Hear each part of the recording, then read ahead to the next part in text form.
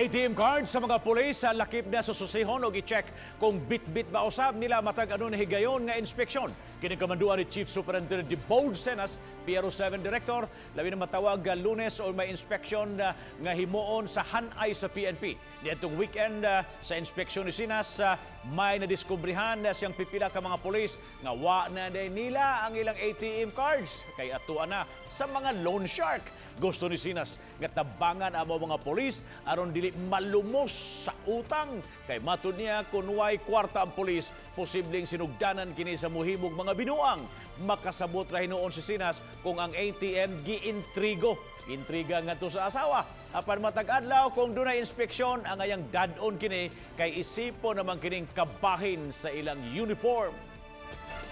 The ATM is supposed to be part of the uniform. We understand nga certo sa akong misis, wala may problema. Kasi ang announce naman na ng ATM nyo dadon. Diba? Hula mo nyo sa inyong misis, tapos ipakita nyo lang, pag-ulin nyo kahapon, ihatan nyo sa misis nyo. Dili naman adlaw-adlaw inspection.